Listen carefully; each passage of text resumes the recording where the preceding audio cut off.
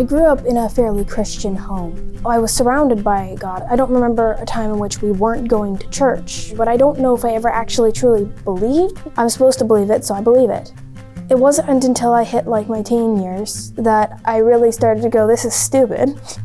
And I kind of started to stray from the path. I started listening to the media and what they told me my life should be, and I started following that because I could take control of my life. And something that caused me to take a while to come to God was the fact that I didn't want anything else controlling my life for me. I was avidly refusing to let him in because I didn't really trust that my life could stay anywhere near the same. Well, really, it didn't stay anywhere near the same when I did let him in, but it got much better. I've even noticed a large reduction in my anxiety. When I went on liftoff, it's basically just a really short Quanos trip that happens in the a more winterish time. They do this thing where you go to the fire and you talk. While we were sitting there, like after a few people had gone, I found myself standing up against my will. I did not wish to stand up. And I went to the front and I told my CCSL story. And then I sat down shaking, and I did not choose to stand up there, but I knew exactly what to say when I did stand up there. Just last year, I went to Quanos on CCSL specifically for the first time. One of my friends found this really pretty rock. It was like green with rings. It reminded me of a planet. I was gonna bring this rock with me in my wet bags, but I didn't bring it with me. So we headed off on the kayak trip to the island in which we would stay for the next few days. And while we were there, I struggled with an addiction that I had issues with for most of that year.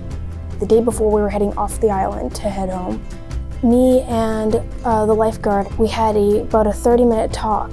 And in that 30-minute talk, she had me questioning everything I'd ever believed. Because every time I gave her but what if this, she always had an answer to it. When I got back to my tent, I found right in front of it that very same rock. I did not have it in my bags. I lost the rock while we were still there. Yet somehow it was directly in front of my tent flaps. And it was in that moment that I believed that God was absolutely moving in my life and that I was finally on the path he wanted me to be on. And it was that day that I quit an addiction that I am now over 300 days clean from and approaching a year. I still have that rock to this day. I think that one way that God has been working in my life is by helping me to overcome my addiction. Because even after I came back from CCSL, I still found that I did have the urges to continue with the addiction.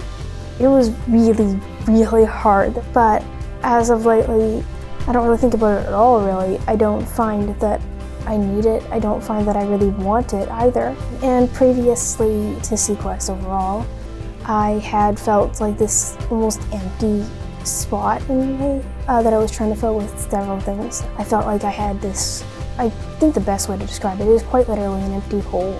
I really don't find that I have that chasm anymore. I find that it's kind of healed without a trace, and I don't know really how it's gone, but it is gone, and I'm going to assume that that's because it has been filled with the Holy Spirit. When I have to talk about my testimony, I have this overwhelming joy without any explanation to it. It makes me happy and I don't know why. I think I chose to be baptized because it was the next step on the path that will lead to God. I believe that following that path is what my life is meant for, and wherever that path leads me, I will follow it for the rest of my life. So this I was baptized today as a proclamation. Yes. So because of your testimony, with that in mind, you will be baptized. Yeah, he's looking at the same.